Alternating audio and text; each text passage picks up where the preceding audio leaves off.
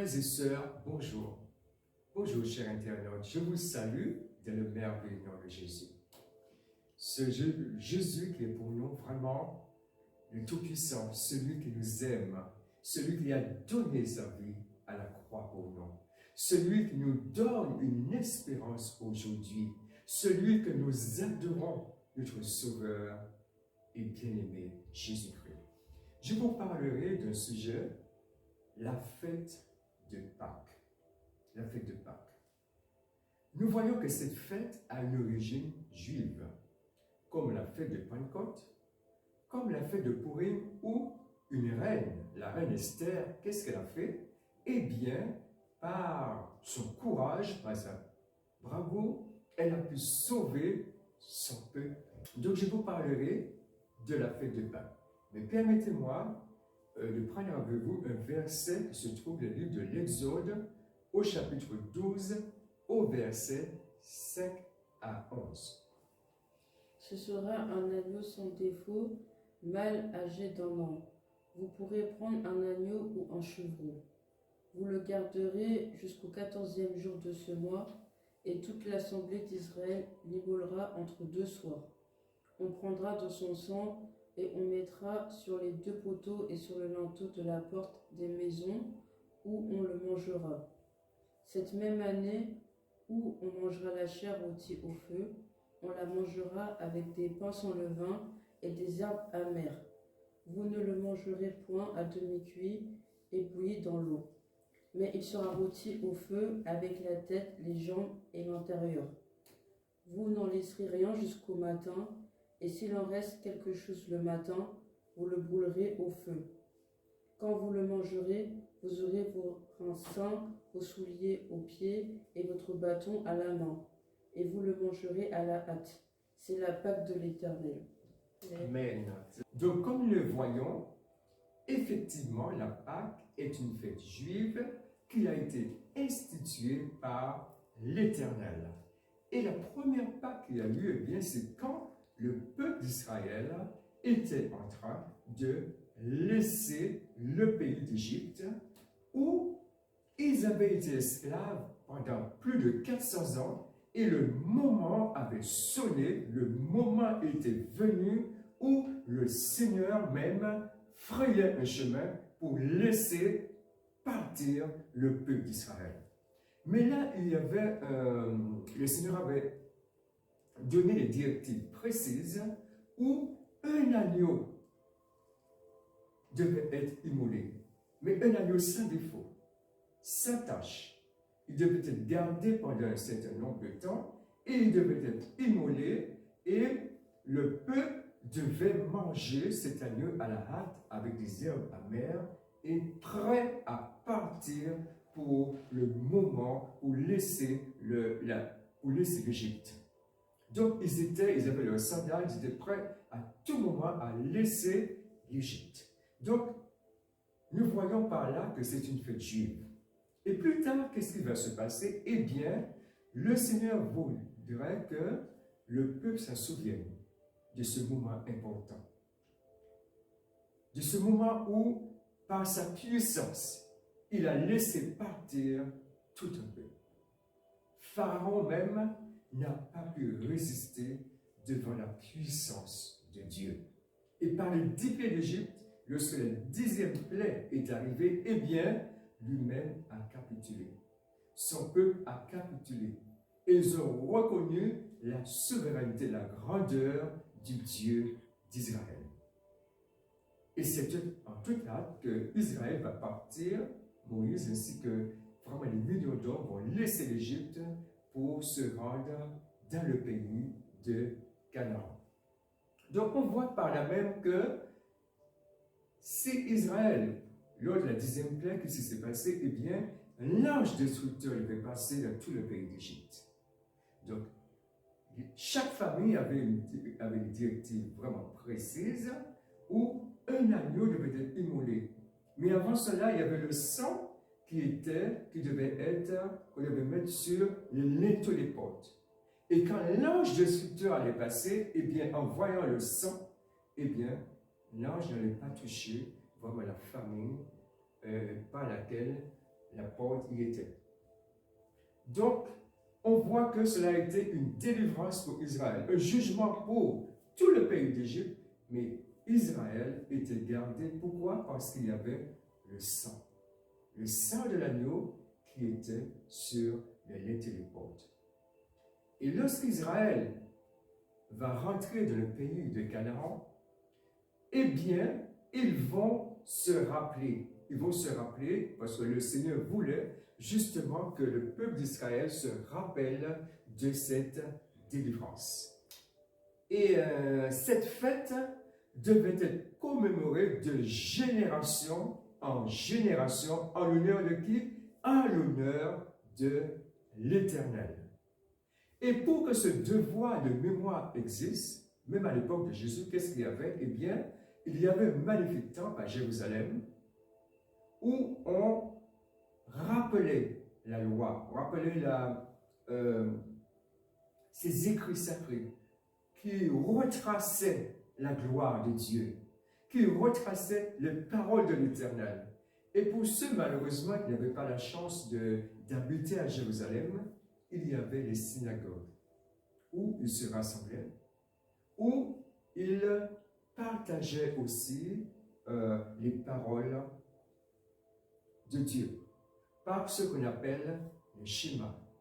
Parce que tout enfant juif grandissait avec ces paroles, notamment « Écoute Israël, le Seigneur, notre Dieu, est le seul éternel. » Donc, ils grandissaient avec un Dieu unique, le Dieu de leur père, le Dieu d'Abraham, le Dieu d'Isaac, le Dieu de Jacob, le Dieu qui avait délivré leurs ancêtres de l'esclavage en Égypte. Et cela se transmettait non seulement dans les synagogues, mais cela se transmettait certainement oralement, de famille en famille, de génération en génération. Ces textes étaient lus en hébreu et il y avait quelqu'un qui, puisqu'on sait que du temps de Jésus, eh bien, la plupart des Juifs, qu'est-ce qu'ils faisaient? Ils parlaient l'araméen. Et ces textes, eh bien, étaient interprétés, étaient traduits et on donnait la signification. Mais retournons à la fête de Pâques. En commémorant la fête de Pâques, chaque famille, eh bien, révélait la gloire du Dieu d'Israël, qui fit capituler Pharaon et son armée. On sait que non seulement il y a eu le plaie d'Égypte, mais à un moment donné, lorsque les enfants d'Israël vont partir, qu'est-ce qui va se passer? Mais Israël, tout au moins Pharaon et son armée, eh bien, ils vont poursuivre Israël. Mais le Seigneur va frayer un chemin à travers la mer. Parce que même les enfants d'Israël se disaient, mais comment nous allons faire? Il y a toute une armée qui est à notre suite. Comment allons-nous? Quelle solution allons-nous trouver? Eh bien, le Seigneur a fait souffler un vent qui a frayé un chemin pour laisser passer tout un peuple. Et nous voyons après comment Israël a pu louer Dieu. Parce que jamais dans l'histoire du pays cela ne s'était passé ainsi. Jamais la mer ne s'était ouverte comme cela, de part et d'autre, et les enfants d'Israël pouvaient voir de part et d'autre ces amas d'eau qui étaient retenus par la puissance divine, jusqu'à ce que le plus petit puisse passer. Et tant que le plus petit n'était pas passé, bien, il y avait comme ces murailles, il y avait ces œufs qui étaient là, mais comme une muraille, où un chemin était là. Un chemin était frayé pour laisser passer le peuple d'Israël. Donc, on peut voir que aussi, de manière orale, et bien cela était aussi partagé dans les familles pour montrer la gloire du Dieu d'Israël. Pour montrer que le Dieu que leur père servait, eh bien, c'est le seul vrai Dieu qui a créé les cieux et la terre, qui a délivré à main forte leurs ancêtres. Et la Pâque était faite pour ça, pour se rappeler. Non seulement il y avait Vraiment, cet agneau pascal qui était offert, mais on se rappelait aussi de la gloire de Dieu. Jusqu'au moment où un enfant naquit, il grandit, et cet enfant avait été annoncé par les prophètes, notamment par le prophète Ésaïe et bien d'autres, qui annonçaient la venue de celui qui serait l'agneau pascal, qui serait l'agneau de Dieu, comme le grand prophète Jean-Baptiste, lorsqu'il a vu Jésus, il a dit « Voici l'agneau de Dieu qui ôte le péché du monde. » De tous ces sacrifices qui étaient offerts à Pâques et de d'autres occasions, eh bien tout cela symbolisait cet agneau parfait qui allait venir. Parce que tous ces animaux, c'est vrai, c'est des agneaux sans tache, mais c'était simplement pour couvrir le péché. Toute la justice de Dieu n'était pas encore satisfaite. Il fallait un agneau, il fallait que quelqu'un vienne pour prendre la place de toute l'humanité. Quand Dieu a regardé, aucun homme ne pouvait le faire. Même le meilleur des hommes qui a existé sur la terre n'était pas capable de répondre à l'exigence divine. Aucun. Jusqu'à ce que Jésus vienne sur cette terre. Et il savait qu'il était venu pour un but précis. Le jour passait, et voilà le moment où il sait que le sacrifice ultime devait être accompli. Et d'avance, il dit aux disciples, voilà, nous allons à Jérusalem. Parce que les disciples pensaient que ce serait le moment de gloire. Certes, il y a eu un moment de gloire. Mais Jésus savait aussi qu'il devait offrir sa vie pour le salut des hommes. Alors, lors de la dernière Pâque, Jésus va célébrer cette Pâque avec ses disciples dans un endroit mis à part, parce qu'il avait envoyé ses disciples pour préparer la dernière Pâque. Et il va célébrer vraiment cette fête. Mais avant d'arriver à Jérusalem, eh bien, il sera sur un ânon. On voit par là même, je dirais, l'humilité du Seigneur. Sur un ânon.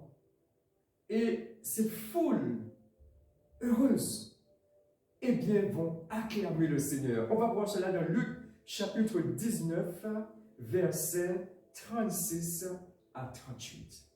Donc, Luc 19, versets 36 à 38. Quand il fut en marche, les gens étendirent leurs vêtements sur le chemin, et lorsque déjà ils approchaient de Jérusalem, vers la descente de la montagne des Oliviers, toute la multitude des disciples, saisis de joie, se mit à louer Dieu à haute voix pour tous les miracles qu'il avait vus. Ils disaient, « Béni soit le roi qui vient au nom du Seigneur, paix dans le ciel et gloire dans les cieux, très haut. » Amen, amen. Donc on voit toute cette foule qui acclame le Seigneur. Béni soit celui qui vient au nom du Seigneur. Et là, ils sont en train de crier, ils sont en train d'acclamer, ils sont en train d'honorer vraiment ce roi. Le roi qui vient sur un ânon. Mais Jésus n'était pas dupe. Il savait tout ce qui allait l'attendre à Jérusalem. Et lui-même, lorsqu'il va regarder la magnifique ville de Jérusalem, eh bien, il a pleuré cette ville parce que ils ne l'ont pas reconnu. Les chefs religieux qui pourtant lisaient la loi de Moïse, lisaient les prophètes, les chefs religieux, cette autorité religieuse, eh bien, ils ne l'ont pas reconnu en tant que roi. Et Jésus sera obligé, avec tristesse, il va pleurer sur la ville de Jérusalem. Parce qu'il sait que tout ce qui allait arriver, il voyait déjà les Romains qui allaient venir en an 70, qui allaient détruire cette ville. Il voyait toutes ces souffrances que vraiment cette ville et par là même les habitants allaient endurer. Mais la Bible nous dit, si les autorités religieuses n'ont pas reconnu le Messie, si les Juifs dans leur totalité n'ont pas reconnu le Messie, Or, excepté quelques hommes, comme quelques disciples, comme Pierre qui a dit, lorsque Jésus à un moment donné va dire, mais certains disent que tu es un kawa, que tu es un homme de bien, tout au moins. Mais vous, qui dites-vous que je suis? Et c'est Pierre qui dira, tu es le Christ, le Fils du Dieu vivant. Donc certains hommes comme Pierre, comme les autres disciples, avaient reconnu la divinité du Seigneur Jésus. Mais dans sa totalité, les Juifs, les chefs religieux l'ont rejeté. Donc nous voyons que, effectivement, Jésus, qui est la parole faite chair, donc la parole incarnée, eh bien, elle est venue chez les siens, à savoir les Juifs. Mais les Juifs ne l'ont pas reconnu.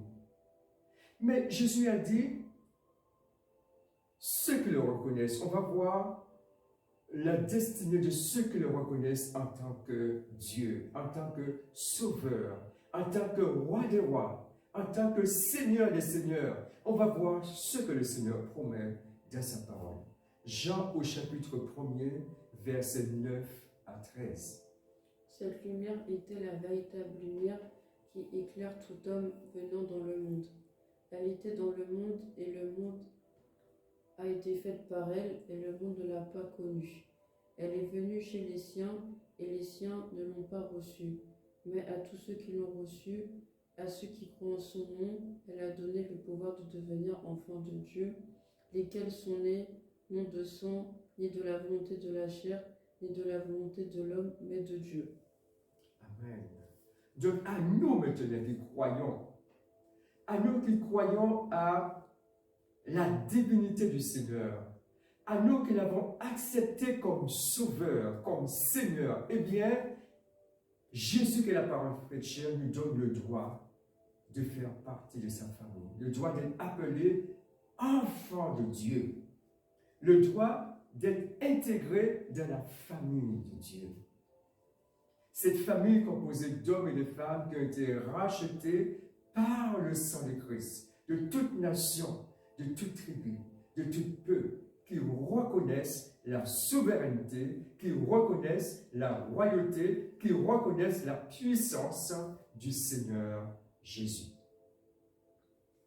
Mais retournons au Seigneur Jésus qui approche de Jérusalem, il sait d'avance qu'est-ce qu'il attend et il sait que le moment est venu pour que son corps soit offert en sacrifice pour le péché. Parce que jusque-là, tous les animaux, des millions d'animaux ont été offerts. Depuis le premier sacrifice à la sortie d'Égypte, où le premier agneau pascal a été offert, eh bien des millions d'animaux ont été sacrifiés. Mais là, la justice de Dieu dit non, je ne suis pas encore satisfaite. Même si les agneaux étaient innocents, c'est vrai, le sang a coulé, mais la justice de Dieu, non, le péché était simplement couvert. Mais Jésus, sachant que l'heure était venue, pour qu'enfin que la justice de Dieu soit pleinement satisfaite, il savait qu'il n'y avait pas d'autre choix que d'offrir sa vie, que son corps sans péché soit offert en sacrifice. Et on peut voir que les heures passaient jusqu'au moment où il se retrouve dans le jardin de Gethsémani.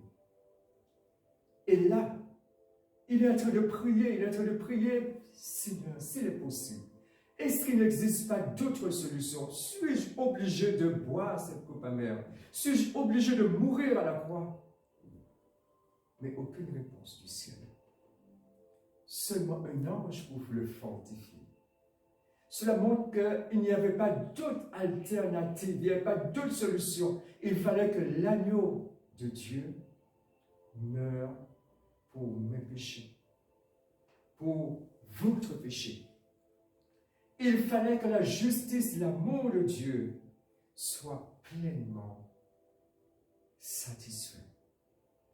Parce que l'amour de Dieu, la Bible nous dit, car Dieu a tant aimé le monde qu'il a donné son Fils unique, afin que quiconque croise ne périsse point, mais qu'il ait la vie éternelle. Ça, c'est l'amour de Dieu, qui veut sauver chaque homme, chaque femme, chaque jeune dans le monde. Mais la justice réclamait la mort du transgresseur. Or, tous nous étions fautifs, nous étions des transgresseurs, tous nous avons péché. Et le salaire du péché, c'est la mort. Donc, selon la justice divine, tous nous devions mourir. Sauf s'il existait quelqu'un de si pur, sans péché, qui pourrait prendre la place, non pas d'un homme, non pas d'un pays, mais de toute l'humanité. Et bonne nouvelle, il y avait une solution. Cette solution, c'était cet agneau pascal qui était en train d'avancer. Et qui allait offrir sa vie. Et lorsqu'il était dans le jardin, il a prié, Seigneur, s'il est possible. Mais ce n'était pas possible. Et le combat était tellement intense en lui, tellement intense, il voyait non seulement, il ressentait non seulement, je dirais, cette douleur physique, mais cette douleur morale où le péché, avec toute sa laideur, avec toutes ses conséquences, allait tomber sur lui. Il dit que dans le jardin de Gethsémani, eh bien, sa sœur est devenue comme des gouttes de sang. Donc on peut imaginer l'intensité du combat qui se livrait en lui. Il avait encore le pouvoir de renoncer. Il avait le pouvoir de dire, ah non, c'est assez. Mais non, il a dit, je vais jusqu'au bout parce que je vais sauver David. Je vais sauver l'humanité tout entière. Je vais aller jusqu'au bout, je vais offrir ma vie en sacrifice pour le péché. Justice de Dieu réclamait la mort du transgresseur. Mais Jésus a pris ma place. Et là, c'est une succession d'événements qui vont arriver. Il sera arrêté, il sera trahi par l'un de ses disciples, comme nous savons Judas. Il sera présenté devant l'autorité romaine, mais il y avait non seulement cette trahison de Judas, mais il y avait la trahison de toute une nation qu'il avait livrée aux mains de l'autorité romaine. Eh bien, il sera flagellé et tout cela jusqu'au moment où il sera sur le chemin de la crucifixion. Les soldats vont lui retirer sa tunique et finalement vont le clouer sur une croix entre deux brigands. Mais vous voyez, j'ai réfléchi un peu, je me suis dit, mais ces deux brigands sont un peu un symbole de l'humanité. Parce que alors que ces deux brigands étaient là, je dirais un symbole de l'humanité, de leur raisonnement. Parce qu'il y avait deux brigands qui étaient tous coupables, comme nous aussi, nous sommes tous coupables. Mais aujourd'hui, il y a deux catégories. La première, comme le premier qui dit, eh bien, simplement il a vu en Jésus quelqu'un qui mourait, mais il n'a pas reconnu sa divinité, il n'a pas reconnu le Sauveur. Mais l'autre lui a dit, mais c'est justice parce que nous, on a péché. Nous, on a volé, nous, on a pillé, nous, on a fait toutes sortes de choses. On mérite ce que nous subissons. Mais celui-là n'a rien fait. Et qu'est-ce qu'il va dire à Jésus? Souviens-toi de moi quand tu viendras dans ton règne. Donc, on voit que deux brigands, mais deux raisonnements différents. Et c'est exactement ce qui se passe aujourd'hui. Celui qui a été sauvé, c'est celui qui a reconnu qu'il était coupable, en fin de compte. Et alors, peut-être qu'il était à quelques heures de la mort physique et de la mort éternelle, mais sa destinée a été changée. Parce que Jésus lui a dit, aujourd'hui, tu seras avec moi dans le paradis. Donc on voit que tant qu'il y a la vie et de l'espoir, on peut changer. Jésus peut nous aider à prendre cette décision de le suivre et de le reconnaître comme Seigneur. Mais on voit que face à cette douleur physique du Seigneur, il y avait cette douleur morale, parce que tout le péché du monde entier, eh bien, Jésus était en train de le porter. C'est comme si il s'identifiait au péché. Et la Bible nous dit qu'il est devenu péché pour nous. Et alors que la justice de Dieu passait, on peut revoir un peu la scène lors de la première Pâque en Égypte, où l'ange destructeur passait. Ce qui a fait la différence, c'est le sang des animaux qui étaient répandus sur les linteaux. Mais quand Jésus était sur la croix, il y avait comme la justice de Dieu qui passait, qui réclamait la mort du transgresseur. Mais Jésus a mis l'humanité à part. Il a dit, moi je prends sa place. C'est pour cela que la justice de Dieu s'est répandue, le courroux de Dieu, la foudre de Dieu s'est répandue de plein fouet sur le Seigneur. Alors nous allons voir cela, ou même la nature dans ces éléments, il y a eu des conséquences.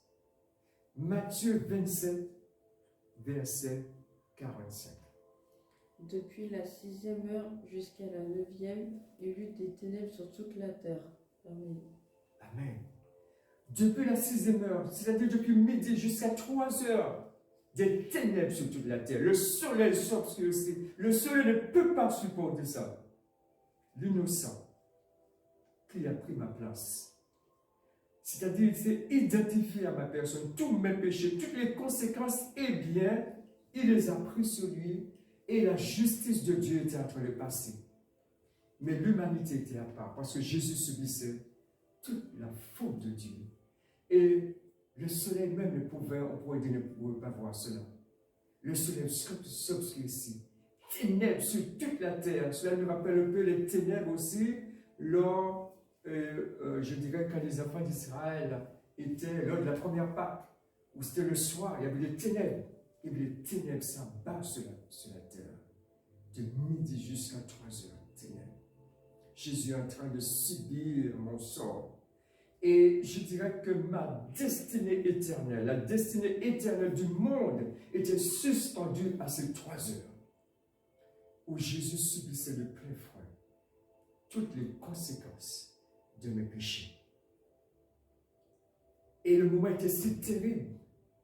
Il n'y avait pas seulement cette douleur physique, mais cette douleur morale où à un moment donné, c'était tellement fort.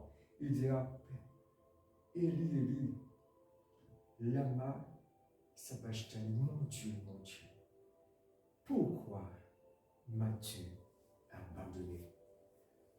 Parce que Dieu ne pouvait, le Dieu innocent dont ses yeux sont trop purs pour voir le mal, la justice de Dieu ne pouvait pas voir le péché en face. Et Jésus, c'est seul qui s'est ressenti. On peut imaginer sa souffrance morale. Mais, juste avant de mourir, juste avant la fin de la 3e heure, eh bien, ça a été le moment de victoire pour l'humanité tout entière. Moment de victoire pour moi, pour vous, parce que Jésus a dit, tout est accompli. La justice de Dieu a été pleinement satisfaite. L'amour de Dieu a été pleinement satisfait. Désormais, l'humanité pourrait sortir de l'esclavage du péché. Donc nous voyons que la justice divine, et c'est une réalité, le Dieu infiniment saint, sa justice a été pleinement satisfaite par le sacrifice de Jésus. Et il donne un signe physique juste avant que Jésus ne meure, parce que le sujet, ce ne sera pas aujourd'hui, juste avant que Jésus ne meure, parce que le travail n'était pas terminé, il y a eu la mort, mais Jésus a été prendre les clés de la mort. Mais juste avant qu'il ne descende de la tombe, eh bien, le cri de victoire a retenti parce que Jésus a dit, tout est accompli. Et lorsqu'il a dit cette parole, eh bien, il y a eu un signe physique, le voile du temple à Jérusalem s'est déchiré en deux. Donc, Marc 15 au verset 38. Le voile du temple se déchira en deux, depuis le haut jusqu'en bas. Amen. Amen. Donc le voile du temple, ce qui nous séparait jusque-là, le Dieu infiniment saint, eh bien, il y avait un voile qui nous séparait de sa présence. Eh bien, pour montrer que maintenant que le sacrifice de Jésus a été agréé, qu'il n'y a plus besoin maintenant d'offrir d'autres sacrifices, eh bien, une fois pour toutes, le voile du temple se déchire. Cela voudrait dire que maintenant j'ai accès. Je peux aller au travers du sang de Christ. Pas au travers de mes propres capacités, mais au travers du sang de Christ, eh bien, je peux m'approcher de Dieu, qui me reçoit à bras ouverts. Pourquoi? Parce que quelqu'un d'autre a payé le prix. Jésus a payé le prix. L'agneau pascal, le sacrifice parfait, eh bien, Jésus a été offert comme un sacrifice parfait. Donc, aujourd'hui, je peux librement avoir accès auprès de Dieu. Et Jésus, justement, va instituer maintenant le repas de la Sainte Seine. De même que tous les Israélites devaient commémorer la sortie d'Israël de l'Égypte, eh bien Jésus pour son Église, c'est-à-dire pour tous ceux qui allaient croire en lui, eh bien va instituer le repas de la Sainte Seine pour se rappeler de son œuvre, pour se rappeler de sa vie, pour se rappeler de la manière dont il nous a retirés de l'esclavage de l'Égypte, c'est-à-dire du péché. Donc il veut que de génération en génération jusqu'à son retour, eh bien, qu'on se rappelle de ce qu'il a accompli. C'est pour cela qu'il va instituer le repas de la Sainte Seine que nous allons voir et de Matthieu au chapitre 26, versets 26 à 29. Pendant qu'il mangeait, Jésus prit du pain et après avoir rendu grâce, il le rompit et le donna aux disciples en disant « Prenez, mangez, ceci est mon corps ». Il prit ensuite une coupe et après avoir rendu grâce, il la leur donna en disant « Buvez-en tous, car ceci est mon sang, le sang de l'alliance qui est répandu pour plusieurs pour la rémission des péchés. Je vous le dis, je ne boirai plus désormais de ce fruit de la vigne jusqu'au jour où j'en boirai de nouveau avec vous dans le royaume de mon Père. » Amen. Amen. Nous voyons par là même que, une fois pour toutes, le sacrifice a été offert. Et nous, par la Sainte Seine, nous nous rappelons de l'œuvre qu'a accomplie notre Seigneur, où son corps a été brisé, où son sang a été versé, mais aussi où la justice de Dieu a été pleinement satisfaite. Et où nous pouvons, là où nous sommes, dans le pays que nous nous trouvons, eh bien, par la foi en Jésus, nous pouvons nous approcher de ce Dieu si grand et si merveilleux, qui nous aime et qui finalement, malgré le péché de nos premiers parents, malgré le péché d'Adam, eh bien, notre Dieu qui est un grand mathématicien, finalement, il a trouvé la solution de concilier son amour, sa justice, et tout cela, il les a réconciliés, et celui qui a tout réconcilié, c'est Jésus, qui nous montre l'amour de Dieu, la justice de Dieu, la sainteté de Dieu. En fait, en Jésus, il y a toutes les solutions mathématiques pour notre salut. Alors que notre Seigneur, que Jésus-Christ qui est l'agneau de Dieu, que nous puissions l'honorer, que nous puissions l'adorer, parce que lui seul est le sauveur du monde, celui qui nous rachète de nos péchés. Que le Seigneur soit béni, que le Seigneur vous bénisse, et à Jésus soit toute la gloire.